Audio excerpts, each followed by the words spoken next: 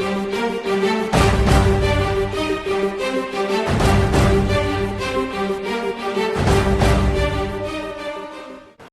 би замын цагдаагийн газрын уршин ширхэг олон нийтэд харилцагчийн цагдаагийн орондоо Мохот байна. Та бүхний энэ өдрийн амрыг ирье. За ингээд би та бүхэнд бас хэрэгтэй мэдээллийг сургалтын хөтөлбөрт шилжүүлснээр ингээд танилцуулъя. За Монгол улсын хэмжээнд 800 мянган тээврийн хэрэгсэл байна гэсэн юм тоо байдаг.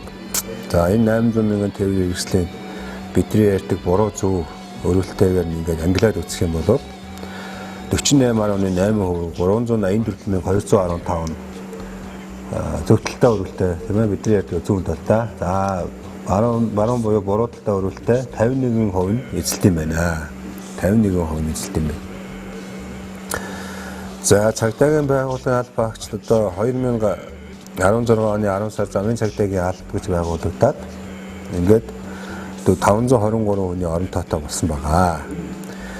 За энэ 800 мянган тээврийн хэрэгслийн 470 мянган Улаанбаатар хот, нийслэл Улаанбаатар хотод байж идэг. За ингээд бодоод үзэхээр энэ цагдаагийн ментод 523, за яг албан үүргийг гүйцэтгэдэг 400 цагдаа байдаг. Замын цагдаа одоо өөрөөр замын. За эдгээр цагдаа нарын маань хяналт шалгалтын их үр гүйцэтгэх хугацааныхаа хүчин чадлаараа ажиллая гэж бодоход бол нэг хүн 150 тээврийн хэрэгслийн шалгадаг байхдаа одоо манай цагдаагийн байгууллага нэг албаа агчдад 1500 орчим тээврийн хэрэгсэл өгдөж байгаа. Энэгээр би юу хэлэх гээд байна гэхээр цагдаагийн байгууллагын шалгалтаар зөрчил дутагдал гайгүй байх юм байна гэж бодож өөрсдөө энэ зөрчигчдийн нэг болж болохгүй. Тэгэхээр өөрсдөө хөдөлгөөнд орцсон сахилга соёлоод ажиллуулах зайлшгүй шаардлагатай ийм цаг үе яриад байгаа гэдгийг би энэ тоо баримтаар та бүхэнд харуулахыг хүссэн юм аа. За нөгөө түрүүний яриад байгаа 800 мянган тээврийн хэрэгслийн чинь ингээ насжилтаар наваад үзэхээр 0-3 жилдээ насжилтаа тээврийн хэрэгсэл 21,687. За 0-3 жилд 2% эзэлж байгаа. Нөгөө 800 мянган тээврийн хэрэгслийн чинь 2%. За үүнээс 10 жилээс дээш насжилтаа нь бол 628,551 буюу 81% эзэлж байгаа юм үзүүлэлттэй байгаамаа. Энэ хөдөөний аюулгүй байдлыг хангах зам дээр ослоор урьдчилан сэргийлэх үйл хэрэгтэй бол энэ тээврийн хэрэгслийн насжилт гэдэг маань маш чухал. Одоо нөөц хүчний дотоо эсвэл утаа хийдэг гэж бид нар ярьдаг нөөц хүчний дотоо эсвэл ялгаруулахын тулд 10 жилээс дээш бол ерөөсөө дотоос хэмжээнээс маш их болчтой. Тэгэхээр Монгол улс одоо бол энэ 10 жилээс дээш насжилттай ийм олон тээврийн хэрэгсэлтэй байгаа учраас энэ агаарын бохирдол гэж яригадаад байгаа зүйл маань бол зайлшгүй бидний хоолоогоор тулсан асуудал усаа гэдэг эндээс бид нар харах хэрэгтэй. Тийм учраас энэ олон жилдээ насжилттай машинууд чинь бүрэн бус байгаа, утаа хайж байгаа, тос маслаа гоожуулж байгаа. Тэгээд нөгөө бүрэн бусаасаа жонхотж байна. Эвдэр чимхэрч байна. Тэгэхээр энэ олон жилийн насжилттай тээврийн хэрэгслээс татгалзаасаа гэсэн үндсэн дээр энэ тоо баримтыг та бүхэнд харуулж байгаа. Бусад оронд бол яадаг вэ гэхээр энэ 10 жилээс дээш насжилттай 15 жилээс дээш насжилттай тээврийн хэрэгслүүдийг ашиглахыг хориглоод эсвэл ашиглагддсан бол маш өндөр татвартайгаар ашиглуулж байгаа нь бол энэ тээврийн хэрэгслүүд нь бол угаасаа эдийн засаг болон тэр хүн амын амьдрал сууж байгаа нөхцөлт их муу гэдгийг нь бол эндээс харуулж байгаамаа. За Улаанбаатар хотод бол одоо 770 км орчим хатуу хүчтэй автсан байна. За энэ 770 км орчим хатуу хүчтэй замд 370 уулзуур 142 нь гэрэл төхөтэй. За бидний нөгөө улаан удаан хасаад ногоон удаан хасаад ингээд смартаар зохицуулаад байгаа ийм 70 ийм онлайн холбоотой уулзуур байна Улаанбаатар хотод. За ер нь бол тээврийн хэрэгслийн зөв тогтолцоог ингээд аваад үзэх юм бол 1000 хүний одох тээврийн хэрэгслийн тоо 30-аас дээш авах юм бол одоо хөдөлгөөн зохион байгуулалт бэрхшээл үүсгэе гэж ингэж үздэг. За тэгэхээр 1000 хүний одохдоо тээврийн хэрэгслийн тоо 200-аас 230 болох юм бол ерөөсөө нийт үйлчлэгийн тээврийн хэрэгслийг давуу эрхтэйгээр хөдөлгөөнд оролцуулах арга хэмжээг бол бусад орнууд авд юм байна. Тээврийн хэрэгслийн зөв тогтолцоор бол. За тэгвэл манай Улаанбаатар хотод одоо 1000 хүний одох тээврийн хэрэгслийн тоо бол 290-ээс гарчаад 300 гарчаад байна. Тийм учраас манай хөдөлгөөнд оролцож байгаа нөхдүүд энэ замын хөдөлгөөний дөрмөөс судалж мэдээд тэгээд сахин биелүүлэх зайлшгүй шаардлага гарчаад байна. Энэ нэгдүгээр игнэний тээврийн хэрэгслээр явуулахгүй гэдэг байгаа чинь нийтийн тээврийн хэрэгслийг энэ тээврийн хэрэгслээс хувийн болон энэ бусад тээврийн хэрэгслийн ашиглалтаас татгалзаад нийтийн үйлчлэгийн тээврийн хэрэгслийг төлхөө ашиглахад анхаарах чиглэлээр энэ нэгдүгээр игнээг чөлөөлж байгаа асуудал ч үүнтэй холбоотой гэдгийг бас энэ дээр хэлэх зүйтэй баха. Цагдаагийн байгууллагын хяналт шалгалт ер нь ямар хувь хэмжээнд яваад идэв бэ? Яагаад ийм учир дутагдaltaй зам тээврийн ослт ихээр гараад идэв бэ гэж бас хүмүүс их сонирхдог. За тэгэх юм бол би энэ 2006 оны нөхцөл байдалтай одоо 2016 оны нөхцөл байдлыг харьцуулсан тоомуудыг та бүхэнд харуулах чинь. За тэгэхээр энэ 2006 онд бол 387,750 жолооч байжээ. За 2016 онд одоо 1 сая 100 мянган айлгажээ даваа явцсан Монгол улсын жолооч. За энэ тээврийн хэрэгслийн тоо бол 177,313 байсан байна. За одоо бол 2016 онд 784,800 мянган тээврийн хэрэгслэж ингэж өссөн байгаа. За энэ замын цагдаагийн орон тоо бол одоо 2006 онд 400 байсан бол 34 нэмжээр буюу 523 цагдаагаар нэмэгдсэн. Ийм тоо байдагтай байна. За ингээд таах эндээс ингээд хараарай. Өөрийнхөө аюулгүй байдал замын хөдөлгөөний дээр биелүүлэх үйл ажиллагаа чинь эндээс эхэлнэ гэж ойлгох хэрэгтэй. Яагаад гэвэл жолоочийн тоо 3 дахин тээврийн хэрэгслийн тоо 4.5 дахин гэхэд манай цагдаагийн тоо 34-ийн нэгжээр нэмэгдсэн байгаа. Энэ аюулгүй хөдөлгөөний аюулгүй байдал ашиглалтын жамны эсрэг гэмтрийг өртөх магадлал нь бол та бүхэн өөрсдөө чинь хариуцлагатай шууд холбоотой. Цагдаагийн байгууллагын аль багчд бол ер нь ерөнхийд нь бол ингэж хариуцж байгаа гэдгийг эндээс л харуулах гэж та бүхэн энэ тоо юмтай очсон юм аа. За энэ нөгөө бидний зөрчлийн оног бүртгэж аваад замын хөдөлгөөнд дөрөмж өссөн үйлдэлүүдийг бүртгэж аваад хаягаар нь торгуул явуулдаг нөгөө зөрчлийн бүлрүүдч камеруудын байршлыг та бүхэн сая хальт харууллаа. За энэ Сонгоны архан, Чингэлтэй, Сүхбаатар, Баянзүрх, Хаавал дүүргүүдэд байрлаж байгаа зөрчил бүртгэл камерууд. За энэгээр камерууд басан байна ямар ч тэмгүй энэ Монгол улсын замын хөдөлгөөний дөрөмж өссөн үйлдэл маань төгсгөлтэй зам тээврийн ослол болоод байгаа учраас энэ камераараа хяналт тавьж өрчүүлэхгүй байх үднээс энэ тавигдсан камеруудаа гэж ойлгох хэрэгтэй. Та бүхэн энэ замын хөдөлгөөний дөрөмж өрчихгүй зам тээврийн ослолд орохгүй нэгдүгээрт, за хоёрдугаарт замын хөдөлгөөний дөрөмж өрчихгүй танд ямар нэгэн торгуул сэтгэл ирэхгүй. Гуравдугаарт ямар нэгэн байдлаар та зам тээврийн ослолд самсар болгоомжгүйс орлоо гэж бодоход өрмөө биелүүлжсэн бол та хууль эрх зүйн хамгаалтан цагдаагийн байгууллага таны эрх ашиг хамгаалж олцсноо гэж ингэж ойлгох хэрэгтэй. За тэгэхээр энэ камерын системүүдийг бид нар улам боловсронгуй болгож олон замууд дээр тавьж олон хүний зөрчлийг илрүүлэх чиглэл рүү явж байгаа гэдгийг бас энэ ташрамд хэлчихье. За энэ нөгөө нэгдүгээр игнэний зөрчил илрүүлэгч камер бол одоо их тайвны өргөн жууланд 25 цэг 50 ширхэг камер тавигдсан байж байгаа.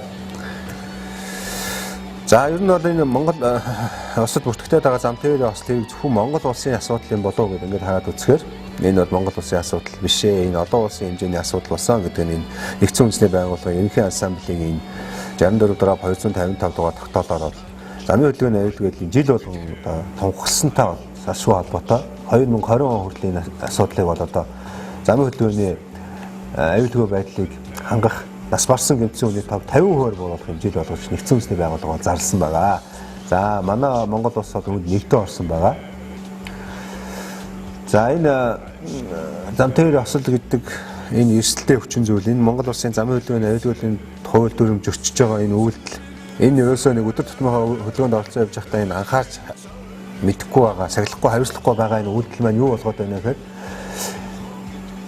энэний улмаас жилд дэлхийд 1.3 сая орчим хүн энэ зам тээврийн ослоор нас ороод байгаа маа. 50 орчим сая хүн гэмтэж битээд байгаа маа. Тэгэхээр та бүхэн эдгээр тоо баримтны нэг нь болохгүй үүднээс энэ Монгол улсын замын хөдөлгөөний холбогдох хууль дүрмээр биелүүлж, сахин биелүүлж мэддэг байх зайлшгүй шаардлагатай болоод байгаа маа.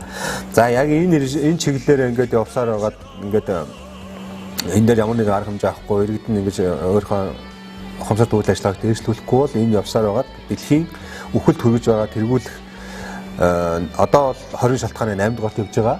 Одоо бол энэ зам тээврийн осол цаашдаа бол энэ 2030 он гэхэд энэ чиглэлээр явах бол 5 дахь шалтгаан болно гэсэн ийм аюултай тоо бас энэ харагдчихийд юм аа.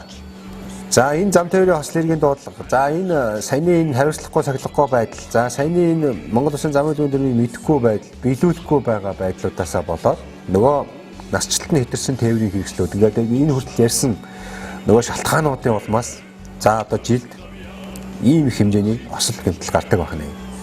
Одоо жишээлбэл 2015 онд 45161 зам тээврийн осол бүртгэгдчихсэн байна. 2016 онд тэгвэл 46712 төгссөн. Энэ зам тээврийн ослол өртөгдөж байгаа энэ байдал ч бидний ах トゥ игч хамаатан садангууд л байгаа. Ерөөс энэ нөгөө зөрчсөн үйлдэлүүд чинь. За эндээс хүн гэмтсэн осол 2015 онд 1382 хүн. 1382 хүн. Одоо онцгой байдлаар авч хэдэн хүнтэй юм? За 4000 онцгой байдлаар албаны бараг 3.1 юм тийм ээ.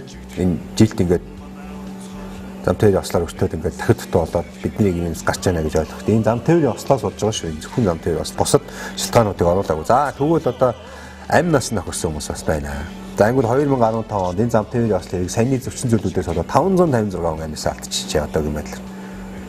За 2016 онд энэ нэг 13.8% тодорхой хэмжээгээр буураад 479 амнаас алдав. Ингээд энэ 2 жилд 1000 хүн нас орсон. Ингээд бодоход 1000 хүн. Одоо энэ 2015-16 оны гэмтсэн хүмүүсийн таагаад онцгой байдлын албаны бүх хүмүүс энэ зам үйлдвэрийн дүрмж хүчнээс болоод гэмтсэн юм шиг энэ тоо баримт гарч ирж байгаа юм. Маш аюултай тоо баримт гарч ирж байгаа. Энэний золиос болохгүй тул яах ёстой вэ гэхээр энэ Монгол улсын зам үйлдвэрийн дүрмээс судлаад цахим биелүүлдэг байдлах шаардлагатай. Аль амны машин оноо явж байгаа ялгаагүй бүгдээр энэ хамаатай гэж ойлгох хэрэгтэй. За энэ саяны тоонуудыг харуулж байна тийм ээ.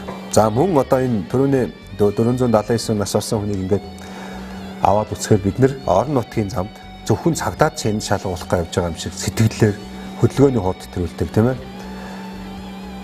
Байрлалын огч өмжчдөг, гүйс төрүүлэх өмжчдөг, нарийн зам дээр тээврийн хэвслээ буруу байрлуулдагаас шалтгаалаад энэ орон нутгийн зам дээр нөгөө нас орсон хүмүүсийн чинь ихэнх нь нас орд юм байна. Тэгэхээр манай ялангуяа манай энэ онцгой байдлын шуурхай байдлын тээврийн хэвслүүд маань энэ зам дээр энэ хөдөлгөөнд орцсон явж байхдаа энэ хөдөлгөөний хурд төрүүлэх тийм энэ анхаарал болгоомжтой явах, зөв байрлуулах, буруу тээвэрлэлт хийх дээр нэг эхний энэ дөрвөн зарчмыг маш сайн анхаарах зайлшгүй шаардлагатай байна гэж. Ямар нэгэн байдлаар хөдөө орон нутагт явж байгаад хурдан очиад амархаа бодож явж явах хэрэгтэй байна уу? Амьд эрүүл очих хэрэгтэй байна уу гэдгийг бас эндээс ингээд тодорхойлж хараад энэ орон нутгийн замд хөдөлгөөний хурд хэтрүүлэхгүй, буруу тээвэрлэлт хийхгүй, замын хөдөлгөөний дүрмийн дүрм журмыг холбогдох зөвлөмж журмыг сахин биелүүлэх зайлшгүй шаардлагатай байна гэдэг нь эндээс харагдаж байгаа юм аа. За бас энэ та бүхэн бас мэдээж энэ ч хэдийгээр төрийн албаны аль багш ч гэсэн мэдээж арга гэр бүл үр хүүхэдтэй. Тэгэхээр бас үр хүүхэдтэй бид нар ажил төрөл гэж анхаарал тавихгүй байгаах болмоос ямар их хор охол өчт юм бэ гэдгийг бас энд харуулах гэж та бүхэн энэ тоо баримтыг авчирсан байгаа. За жишээлбэл одоо 2015 онд 54 хүүхэд нас орж исэн байна. 2016 онд 50 хүүхэд нас орсон байна. Ингээ гэмтсэн хүүхдийн харахаар 2015 онд 225 хүүхэд, 2016 онд ингээд 224 хүүхэд, ингээд 500-аад хүүхэд бэртэж гэмтсэн. Энэ ерөөсөө эцэг их асран уулз багш шуугч бидний хинэггүй нөгөө дамын төлөвлөгөө мэддэггүй биелүүлдэг үйл ажиллагаанаас олж хүүхдэд анхаардгүй байдлаас олж энэ 50 хүүхэд нас орч чадах. 25 хүүхэдтэй 2 анги байхгүй болчиход байгаа. Жилд. Энийг бол манай ихэм эцэг эхчүүд албан хаагч та маш сайн анхаарч бидний цаг наргуу аюул осолтой энэ албанд явж байгаа хойгоор гэр бүлийн маань ардлыг дааж байгаа эхнэр хүүхэд эмээ өвөө ах эгч дүү нартай энэ хүүхдийг ерөөсөө ганцаараа гин явуулж болохгүй манай. Монгол улсын зам үйлдвэрийн дүрмийн заасны дагуу ялангуяа 10 хүртэлх насны хүүхдийг заавал харгалзах асран хамгаалагчтай харгалзах хүнтэй хөдөлгөөнд оролцуулж ингэж явуулах хэрэгтэй байна гэдгийг эндээс ойлгож аваад ингээд та бүхэн энийг өдөр тутмынхаа хөдөлгөөнд оролцох үйл ажиллагаанд хэрэгжүүлэх хэрэгтэй. За энэ хүүхдүүдийг бас ингээд ямар шалтгаан нөхцөлийн улмаас ер нь энэ зам тээврийн ослоор ордог юм бэ гэдэг ингээд хараад үзэхээр ерөөсө жолоочийн буруутай үйл ажиллагаа 241 юм байдаг юм байна. Маш өндөр хувийг эзэлдэг юм байна. Жолоочийн буруутай үйл ажиллагаа. За 122% нь 12.4% нь явган жижигчийн буруутай үйл ажиллагаа тийм ээ. Тэгэхээр бидний нөгөө зорчих хэсгийн зам дээгүүр гарц гарамтай гэрэл тохиолтой хэсэг байсан байгаагүй хаа хамаагүй явдаг зүйл маань энэ нөгөө явган жижигчийн буруутай үйл ажиллагаа болоод за жолооч нар маань замын хөдөлгөөний дүрмж чиж одоо гацсан дээр гарч байгаа зам тавьж өгөхгүй тийм ээ дайрч явдгаас олж одоо энэ жолооч нар маань ихэнх нь бас 241% нь энэ жолоочийн буруутай үйлээс болж энэ хүн маань ажил албагүй болж гэмт хэрэгтэн болох зам үүд нь нэгдэж хэн нэгэн айлын голомтыг самардаг ийм нөхцөл байдал хүрдгийг шүү. Тийм учраас хэм жолооч нар минь таавах. Энэ жолоочийн буруутай үйл ажиллагаа гэдэг юм юу дор дороо сахин биелүүлж ямар ч хэсэн хөдөлгөөнд орцоо явж байхдаа энэ явган хүний Монгол Улсын зам үйлдвэрийн дүрм заасны дагуу хэн даваа хэрэгтэй вэ гэдэг газрууд дээр ихэд зүүргээ биелүүлж явах шаардлагагүй шаардлагатай юм аа гэдэг энэ тооноос харуулах гэсэн юм аа. Зам тээврийн осол хэргийг ингээд насны байдлаар нь ингээд аваад үзэх юм бол ерөөсөө энэ зам тээврийн осол төртөж байгаа 0-оос 40 насныхан байгаа. 0-оос 40 насныхан хамгийн их байгаа. Инхээр нөгөө үндэсний аюулгүй жинхэнэ эд хөдөлмөрлөх, сурах, ажиллах энэ цаг үе дээр эдгээр хүмүүс энэ зам төвийн ослоор насаараа дахиж болоод эсвэл амнаас одоо бидний игнээс гараад байна гэсэн үг. Тэгэхээр энэ маань юунаас болж байгаа нөхөд ерөөсөө энэ замын хөдөлгөөний аюулгүйлийн тухай хууль дүрмийг сахин биелүүлээгүй судлаагүй. Биелүүлээг үгээсээ болж байгаа гэдгийг онцгой анхаарал биелүүлж явах зайлшгүй шаардлагатай. Биелүүлж явах зайлшгүй шаардлагатай. За энэ 479 хүн нас орсон гэж түрүү хэлсэн 2016. За тэгвэл энэ 479 хүн өгөө басны цаана 600 гаруй ийм орчим айл өрх хагцал үтсэн байгаамаа. 600 гаруй айл өрх хагцал үтсэн байна.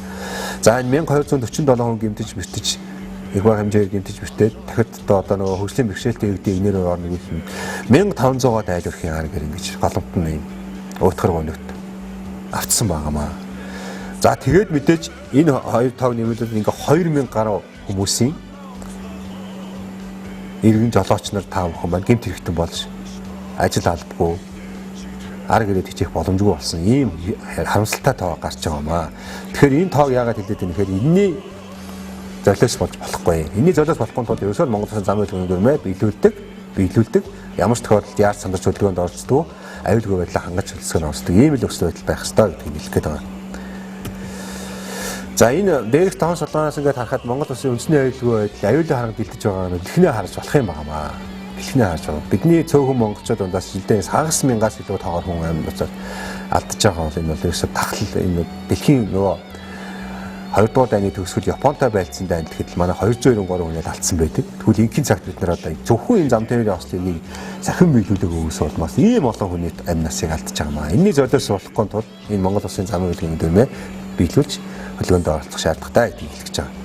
За эндээс ингээд бид нар энэ зам тээврийн ослогч байгаа шалтгаан төслүүдийг ингээд яг ингээд байр нэгслүүлсэн байгаа. За энийг бол зөвхөн бас Монгол Улсын хэмжээнд биш дэлхийн судлаачид ингээд авч үзээд ер нь бол эхний хэдэн байранд одоо эдгээр нөхцөл явж байгаамаа.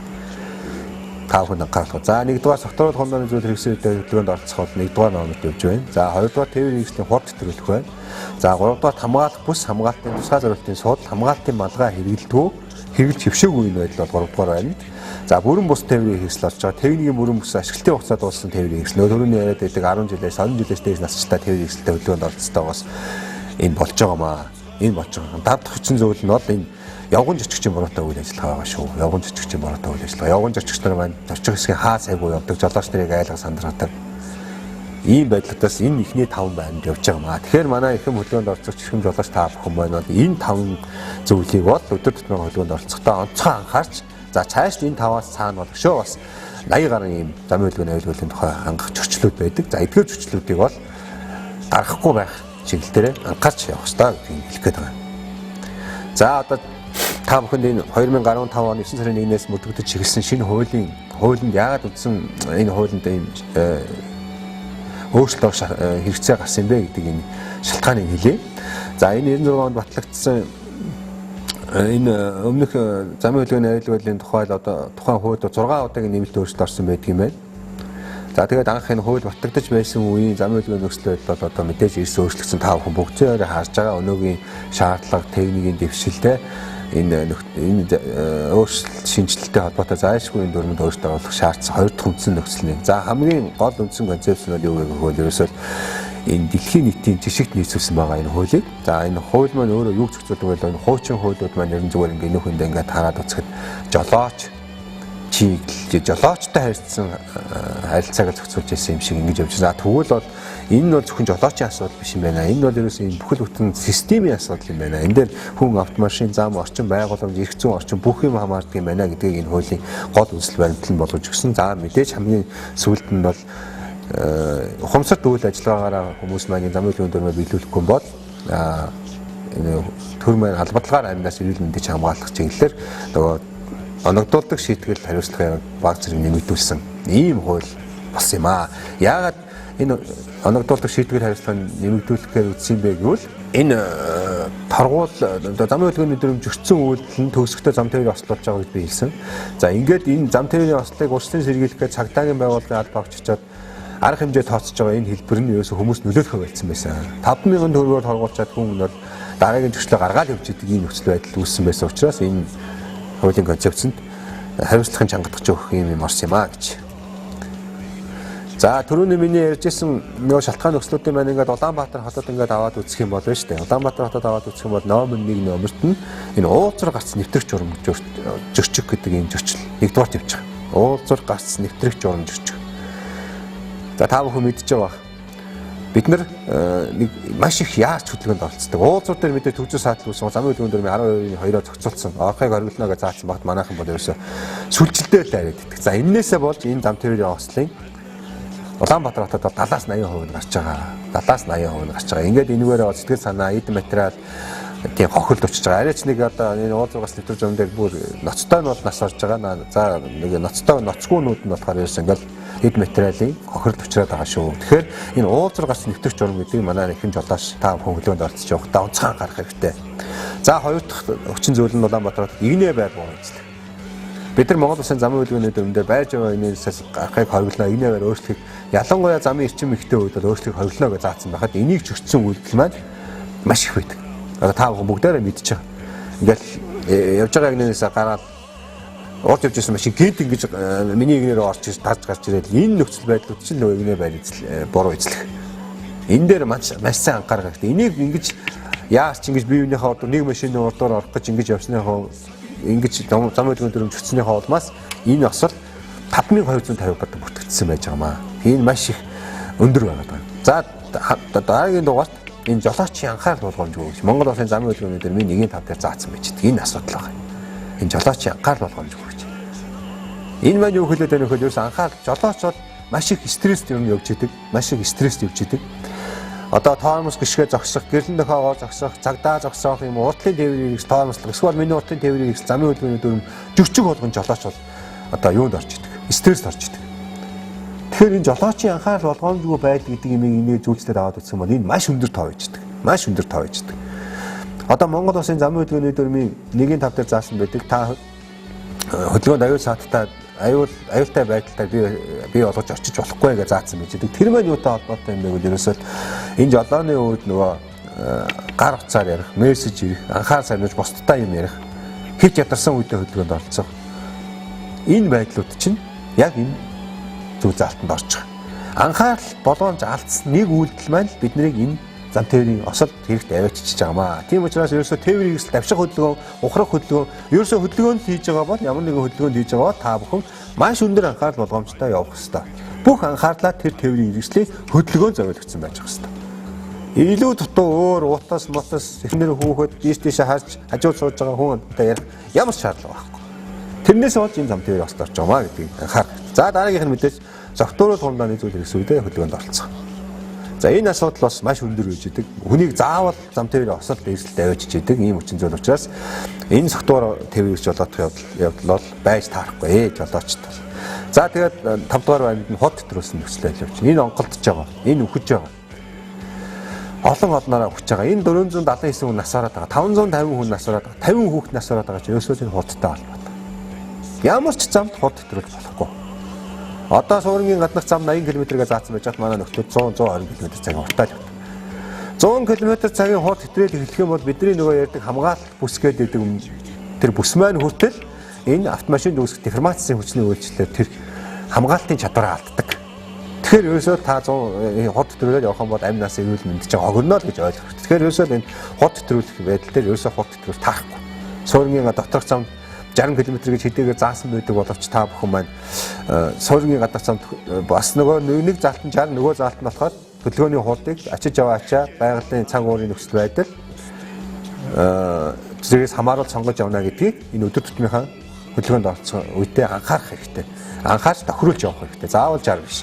За суурин гаднах газрын гадах замд бид нар 80 гэж заасан байдаг маань 80 гэж заасан байдаг маань ерөөсөө тэр нөгөө хөл хагасл болоод байгаа энэ шалтгаан гэж би хэллээ. Тийм учраас тэр 80 км цагийн хурд маань гэдэг маань Монгол улсын энэ одоо байгаа энэ зам дээр яг та бүхэн мэдээлэл баяуулыг хараад мэдээллийг боловсруулад хүлээж аваад эргээгээд хариу яриагч үзүүлэх хугацаа чинь 80 км цагт арай л төхөө орчод байгаа. Төхөө орчод байгаа. Тийм учраас 80 гэж заагаад. Тэгэхээр бидний энэ замын хөдөлгөөний төрмийн зөрчлүүд байгаа гаргаад байгаа нөхцөл байдлууд чинь бүгдээрээ хоорондоо уялдаа холбоотой. Бүгдээрээ хоорондоо уялдаа холбоотой. Тэгэд тэр уялдаа холбоотой нөгөө хүн хэтрүүлсэн, халзан дугуйтай явж байгаа, өвлийн дугуйгүй явж байгаа, бүрэн бус тээврийн эсэлтэй явж байгаа.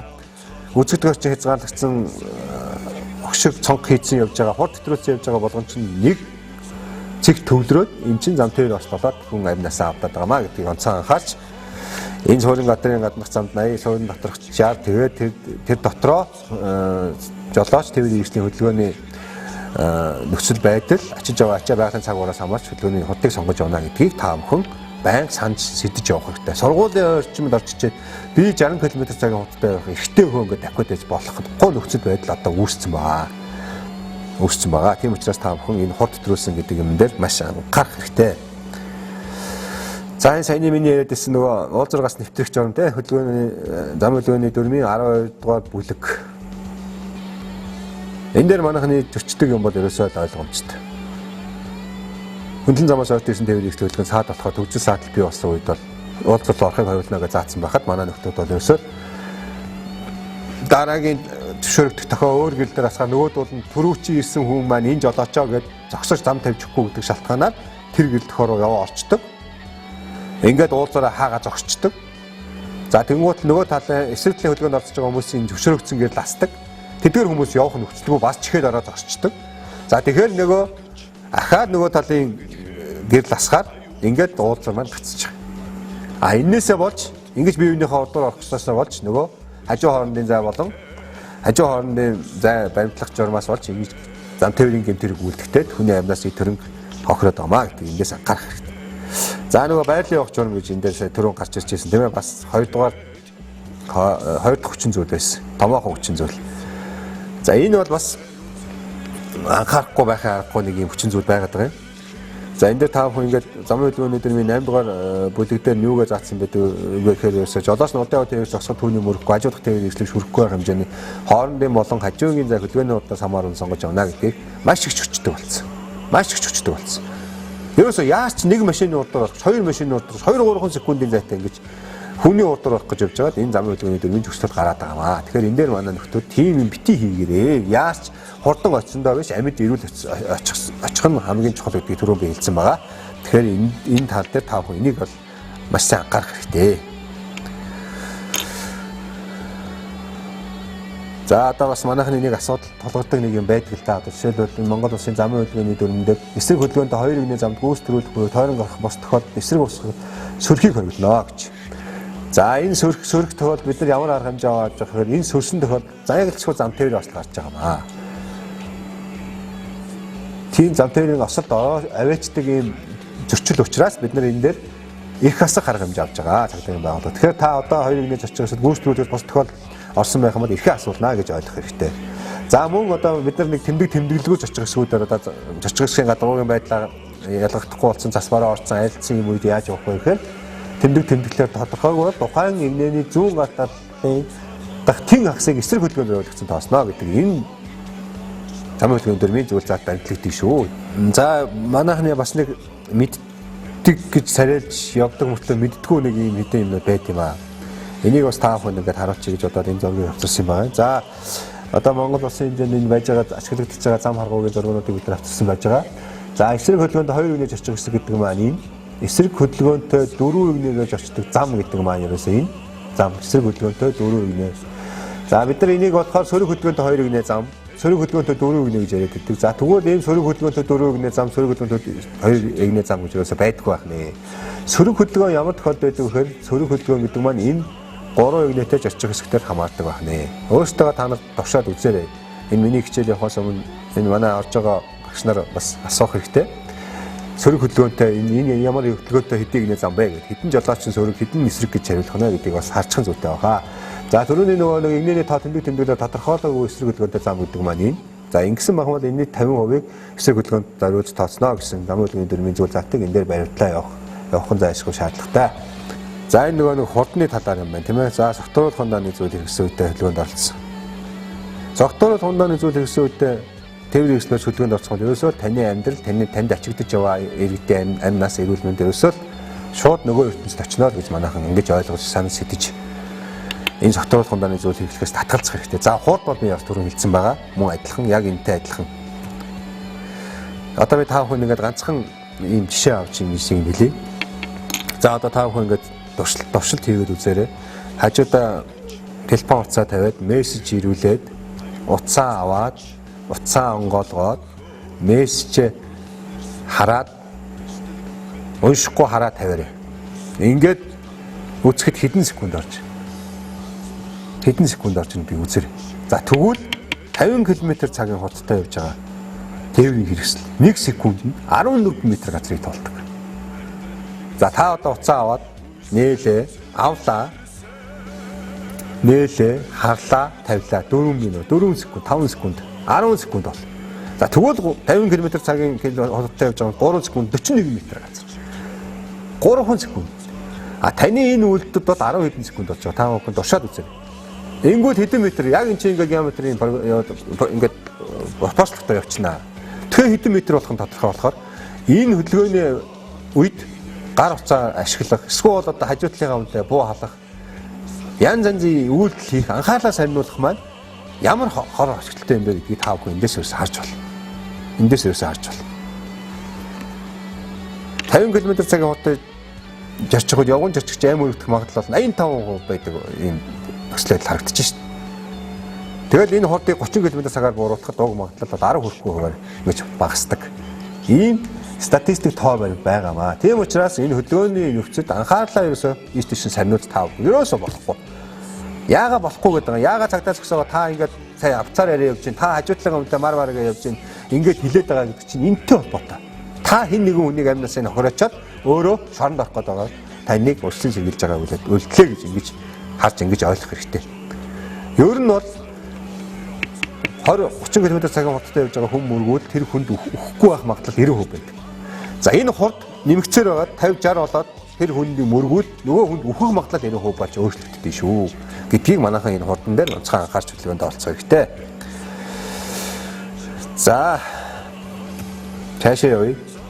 За яагаад цогтууруулах хундааны зүйл хэрэглээд хөдөлгөөнд орцох болохгүй юм бэ? За 5 г буюу нэг цайны халбаг орчим байна, тийм ээ? 10 г л орчим байгаа л да. Нэг цайны халбагаар. Жолоочийн баримжаалах чадварыг 30 орчим хувиар бууруулдаг. 30 орчим хувиар шүү. Жолооч яах ёстой?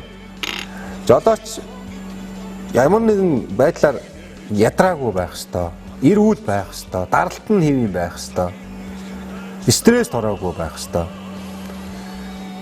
Ингээ явж явах жолоочийг нөгөө жоохон уусан арх маань, халбаг арх маань нөгөө мэдээллийг хүлээж авлаа, аюулыг харлаа, мэдээллийг хүлээж авлаа, боловсрууллаа, хариу реакц үзүүллээ, өрүүлээ залах уу, зогсоох уу, дарж гарах уу гэдэг мэдээллийг боловсруулсаар байтал энэ согтуу ухаан чинь таныг зам тээврийн ясалд аваачаад оруулцдаг байна. Халбаг л арх таныг оруулах хангалттай. Яагаад гэвэл энэ баримжаалах чадвар 30% бууруулцдаг учраас.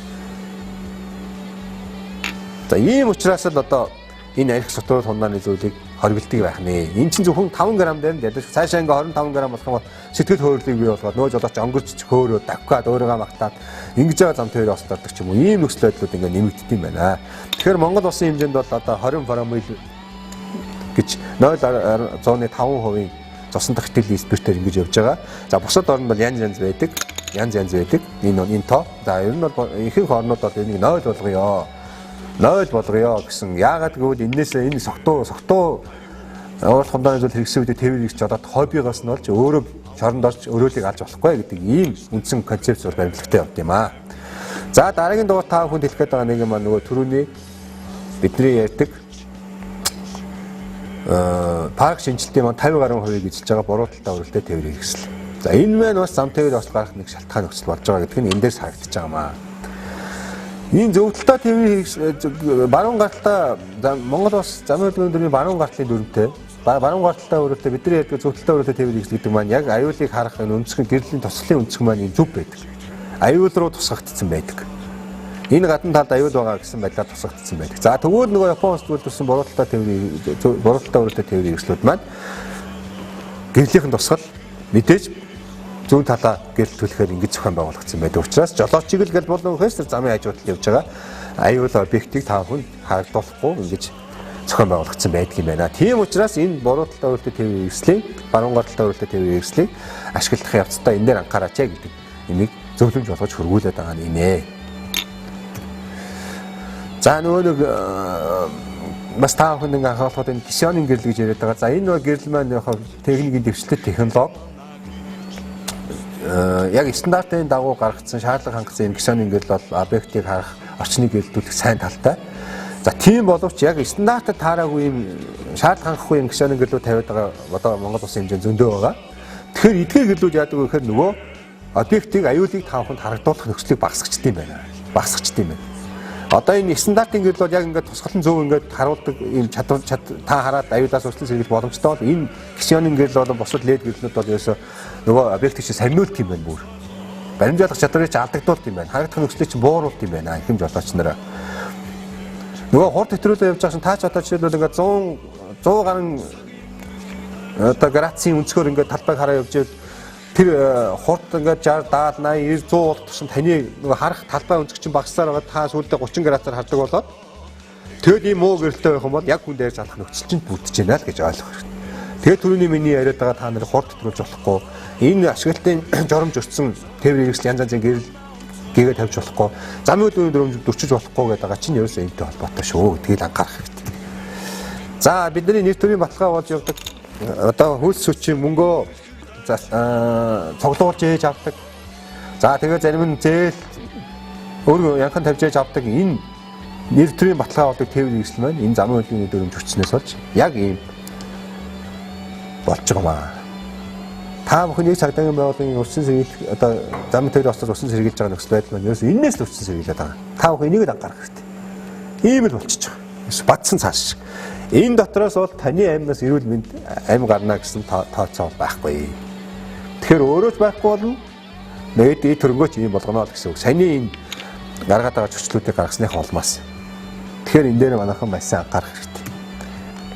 За одоо нөгөө хууль тогтоомж зөрчил хүлээлт хариуцлагын талаар та бүхэнд хэдэн зүйл хэлье. За энэ 2017 оны 1 сарын 1-ээс хөдөлмөрийн өсөлтөд доод хэмжээ 25% нэмэгдүүлсэн. Ингээд хөдөлмөрийн өсөлтөд доод хэмжээ 240 мянган болох шийдвэр гарсан байгаа та бүхэн мэдж байгаа. За үүнтэй холбогдуулаад торгуулийн хэмжээ бас өссөн байгаа. Гэхдээ торгуулийн хэмжээн дээр нь өссөн байна, өсөж чинь орох гэж байна гэж юусоо бодож болохгүй. Саяны миний энэ хүртэл ярьсан бүх зүйлүүд чинь энийг зөрчсөн үйлдэлээс болж байгаа. Тэгэхээр зөрчсөн үйлдэлээр энэ торгуул оногдож байгаа. Зөрчихгүй торгуул оногдохгүй та зам тээврийн ослолд орохгүй. Хэрвээ орох юм бол хууль таныг хамгаална гэж ингэж л ойлгох хэрэгтэй. За одоо жишээлбэл энэ хөдөлмөрийн өсний доод хэмжээний 5% тийм ээ 12 мянган төгрөг хамгаалах ус хэрэглээг бол дагуулах нэ гэж ингэж ойлгох хэрэгтэй. Нөгөө хөдөлмөрийн өсний доод хэмжээний 50% 120 мянган төгрөг болсон байгаа. Хууль тогтоомжийн заасны дагуу улсын бүртгэл бүртгүүлээгүй тээврийн хэрэгслээр замын хөдөлгөөнд оролцсон бол та энэ 120 мянган төгрөгөөр харуулах. Хүн нөгөө замын хөдөлгөөний дүрм заасан хүн тээвэрлэх журамж өчсөн бол бас 120 мянган төгрөгөөр харуулах юм тийм ээ. За ингэж их таргуулах нь шүү. За бас хамгийн сүүлийн нэг улсын хурлын чуулганаар батлагдсан нэг хуулийн мэдээллийг та бүхэнд өргөхөд нөгөө замын хөдөлгөөний аюулгүй байдлын хуулийн 27-гийн 3 дахь заалт тээврийг жолоодох эрхгүй буюу эрхээ асуусан этгээс тогтоох хугацааны зүйл мансууруулах сэтгэлснээр бол мансууруулах юм байт хэрэгслийн үед хөдөлгөөнд оролцсон бол таны тээврийг жолоодох эрхээ таныг 7-оос 30 хоног баримтлах нэ. Зүгээр байж байгаа нөгөө согтуугаар тээврийг жолоодох хоббинээс олж та 7-оос 30 хоног баримтлах юм их зүүн зохицуулалттай болсон гэдгийг бас та бүхэн анхааруулах зүйтэй баха. 7-оос 30 хоног баримтлах юм зүйтэй болсон. За энэ замын хөдөлгөөний аюулгүй байдлын тухай хууль дүрмэнд нэг 5 их асах ийм зөвлөл байгаа. За энэ бол мэдээж нэг дугаар 27-гийн нэг нөгөө согтуур тундаа.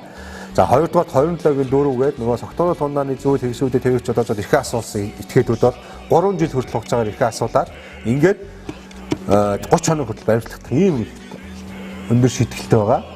За дараагийнх нь Монгол Улсын замын хөдөлгөөний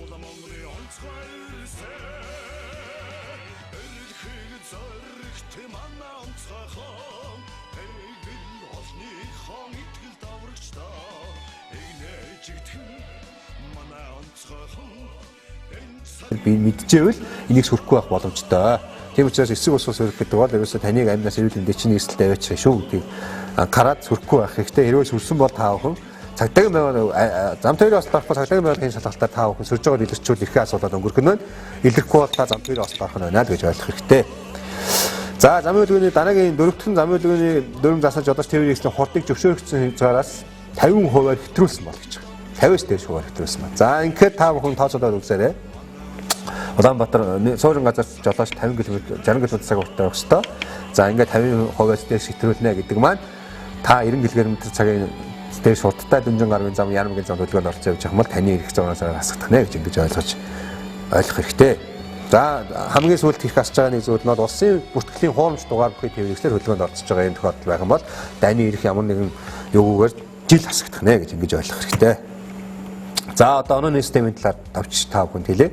2015 оны 8 сарын 28-ны А дроп 187 тушаалаар жолоочийн зөрчлийн бүртгэлийн оноо тооцох журам батлагдсан байгаа. За энэ журмын маань үндсэн гол концепц нь юу гэвэл ерөөсөө бүртгэлийн оноонд дам тээврийн ослоос урьдчилан сэргийлж учрах хохирлыг багасгах, жолооч нарын сахилга хариуцлагыг дээшлүүлэх, тэгээ замын хөдөлгөөний дүрмийг содлуулах гэсэн ийм үндсэн гол концепцтэй байсан шүү. Үндсэн гол концепц нь. Яагаад вэ гэхээр энэ онооны систем хасдаггүй, их хасдаггүй юм тогтолцоонууд байгаад хараа манай эрхэм мөхтөнд хүндэж жолооч нарын камерын зөрчлөөд өдөрт 170 жил 170 зөрчил гаргасан жолооч байгаад байгаа маа. Энэ болгон дээр торгуулж агаад энэ болгон дээр зам тээврийн ослт орсон ийм тохиолдол зөндөө бүртгэгддэг. Тийм учраас энэ онооны систем маань гарч ирсэн. За онооны системээс ерөөсө нөгөө замын хөдөлгөөний аюулгүй байдлын тухай хууль дүрмжигдсэн зам тээврийн ослт тавьдаг 87 зөрчлөөс 17 дээр нь энэ онооны систем оноо хасагдж байгаа. За нэгээс 5 оноо хасагдана. Тэгэхээр энэ оноогоо асуулахгүй бай гэвэл мөн л нөгөө замын хөдөлгөөний аюулгүй байдлын дүрм журмаа биелүүлэх хөдөлгөөнд орцох зайлшгүй шаардлагатай байгаа тийм ээ. Нэгээс 5 оноо хасагдж байгаа гэж онооны систем дээр ингэж ойлгох хэрэгтэй. За урамшууллын систем гэж бас нэг юм байгаа. За энэ онооны систем дээр яаж явдаг юм бэ гэхээр за би зам тээврийн ослонд ороод эрх бүхий байгууллагын эрх бүхий албан тушаалны шийдвэрээр миний буруу гэж ороод би 5 оноогоо асуулсан байлаа гэж бодоход жил ямар нэгэн байдлаар замын хөдөлгөөний дүрм зөрчлөхгүй сүүл тасагдсан 5 оноо маань сэргэж шууд автоматар миний 5 оноо орно гэсэн үг. За нэг оноотой үлдчихэд 2 жил ямар нэгэн байдлаар замын хөдөлгөөний дүрм зөрчихгүй явах юм бол 2 жил өнгөрөх юм бол автоматар 10 оноо чинь сэргэнэ гэсэн ийм юутай явж байгаа. Урамшууллын системтэй явж байгаа. За мөн нөгөө замын хөдөлгөөний дүрмийг судлуулах гол концепц гэж ярьсан. За тэрнийхээ хэлбэрээр та бүхэн 1 оноотой үйлчлээд 9 оноотой үйлчлээд 8 оноотой үйлчлээд гэх юм бол дуртай үедээ лицензийн төвдөр Монгол Улсын замын хөдөлгөөний дүрм хууль дүрмээ судлаад очиод шалгалт өгөөд дуртай үедээ оноогоо арга болгох юм боломжтой гэдэг бас энэ хэлхэн зүйтэй баха. За энэ жолоодох эрхийн өмнөхний лавлгааг та бүхэн одоо саяны нөгөө онооч нь хасагдчих уу хасагдаагүй байна уу гэдгийг заавалгүй мэдчих хэвээр. Одоо сүүлийн үед автоматар оноо хасагдчихад байгаа учраас мэдэхгүй торгуулчаад явж байгаад 10 оноо нь хасагдсан ирэхгүй явж байгаа цагдаатай таарлаад ингээ ирэхгүй цагдаатай таарлцсан гэдэг утгаараа бас маш өндөр хэмжээгээр торгуулах ийм арга хэмжээнд орох юм маш их гарч байгаа. Тийм учраас та бүхэн сервис полископ цэгийн гэдэг энэ сайтыг тэмдэглээд аваарай. Тэгээд энэ сайт руу оронгууд дотор нь жолоодох эрхийн мэдээлэл авлах гэсэн юм болон байгаа. За энэ болонгоос та өөрөөгөө оноо хасагдаж дуусаагүй оноо хэдэн оноотой байна гэдгийг хараад мэдээлэл авах боломжтой шүү. За нөгөө төслийн онооны нөгөө хасагдах юу нөө тийм ээ. 1 оноог ямар тохиолдлууд тасах вэ? 2 оноог ямар тохиолдлууд тасах вэ? 3 оноог ямар тохиолдлууд тасах вэ? Одоо нөгөө бидний онцгой байдлын албаны алба багш, цагдаагийн байгууллагын алба багш, эмнэлгийн алба багшнаас холбоотой нэг залт маань юу тээврийг тусгай дууд гэрлэн тохиол тавьж ашиглалтаа холбоотой хууль тогтоомжтой жолоочийг бол 3 оноо хүртэл ингэж өндөр оноо ингэж хасд юм байна. За мөн дараагийн нэг мэдээлэл маань бол энэ өндөгтэй холбоотой мэдээлэл байна. За Монгол улсын замын хөдөлгөөний аюулгүй тухай хууль мөрдөж эхлээд 2015 оны 9 сарын 1-ээс мөрдөж эхлээд одоо 2 жил болж байна тийм ээ. Тэгэхээр энэ хуулийн дээр маань Монгол улсад тээврийг шалгах эрхийн өмнөх 10 жилгээ заасан байж байгаа. 10 жилгээ заасан байж байгаа. Тэгэхээр хар байна уу?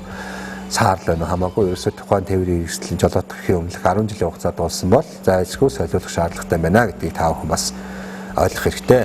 Энэ бол хуульчлагдсан юм байна шүү гэж.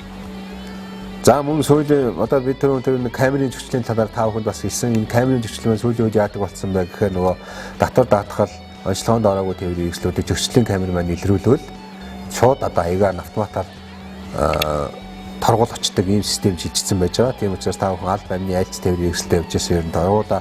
Тэр онцлогоонд ороогүй бол ер нь хөдөлгөөнд орцох шаардлагагүй хэрэггүй болсон шүү гэдгийг бас хэлхэн зүйтэй баха. Тэгээд энэ техникийн хяналтын үйлчлэгийн торгуулийн мэдээллийг энэ шалгах нь www.transdev.cgmn гэдэг энэ сайтыг бас та бүхэн тогтоогод авах хэрэгтэй. Энэ сайтаар орж энэ өөрийн тээврийн техникийн хяналтын үйлчлэгийн мэдээллийг бол авах боломжтой шүү гэж. За одоо хамгийн сүүлд нь та бүхэнд хэлэхэд тусгай дууд гэрэл төхөө гэсэн зүйл байгаа. За энэ улаан хөх ногоон, шар гэсэн ийм дөрвөн төрлийн тусгай доод гэрэл тохионы ийм төрлүүд байж идэг. За тэгэхээр цагдаа онцгой байдал эмнэлгийнхэн маань ийм улаан шар ногоон ийм хэрэгэлдэг. Энэ дээр ерөөсөө манайхан ганц л юм анхаарах хэрэгтэй. Энэ тусгай доод гэрэл тохио гэдэг чинь хэн нэгэн хүний амнаас эрүүл мэндийн төрөлгийг аврахтаа хойшлуушгүй албан үүргийг үүсгэж явж байхдаа бид нар хэрэглэвэл бидний эрхийг хамгаалах ийм нийт юм байна.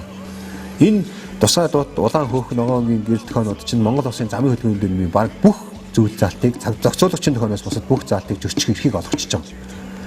Гэхдээ тань энэ эрхийг ямар үед олох вэ гэхээр яг хойшлуушгүй албан үүргийг үүсгэж явж байхад хөдөлгөөний аюулгүй байдлыг хангасан нөхцөл гэсэн ийм хоёр үгийг биелүүлснээр үндсэн дээр та бүхэн энэ гэрэл тохио хэрэглэж хөдөлгөөнд олцох эрх үүрэгч нээгдэж байгаа. Та хойшлуушгүй албан үүргийг үүсгэж яваад хөдөлгөөний аюулгүй байдлыг хангаад энэ гэрэл тохиогоо хэрэглээд энэ дүрмийг зөрчиж явж байгаад зорчсон үйлдэл чинь таныг ямар зам тээврийн осолд орсон байхад хууль таныг хамгаална. За тэр зүйл за хөдөлгөөний аюулгүй байдлыг хангаагүй хойшлуушгүй албан үүргийг гүйцэтгээгүй энэ үедээ энэ гэрэл тохиогоо хэрэглэж хөдөлгөөнд орцож байгаа ямар нэгэн аюулгүй зам тээврийн осол хэрэг төрчих юм бол энэ бол таныг хамгаалахгүй нэ гэж. Энийг л энэ хоёр зарчмыг л саатаа ойлгох хэрэгтэй. Хамгийн гол үндсэн хоёр зарчим нь энэ л байгаа. Энэ гэрэл тохио гэдэг маань биднийг ажиллаа хийгээд албан үүргийг үүсгээд хойшлуушгүй үйл ажиллагаагаа ажиллуулаад явж байгаа үед бол авраг хамгаалах хэрэгсэл юм байна. Маш их Монгол Улсын замын хөдөлгөөний дүрмийн баг их зүйл залтуудыг зөрчиж болд юм байна. Та буруугаар ашиглавал энэ бол таныг ерөөсөө хамгаалах хэрэгсэл болохгүй маань, ашиглаж болохгүй маань гэдгийг ойлгох хэрэгтэй. Гэхдээ хөдөлгөөний аюулгүй байдлыг хангасан тохиолдол гэдэг маань хууль дүрм заасан аюулгүй байдлыг хангах бүх арга хэрэгслийг авсан байх ёстой. Нөгөө талаараа нөгөө жолооч танд зам тавьж өгөх аюулгүй байдал чинь хангагдсан гэдгийг мэдсэн байх ёстой гэдгийг л манай ихэм тусгай ажиллагааны тээврийн жолооч нар анхаарчих хэрэгтэй. За анхаарал тавьсан баярлалаа.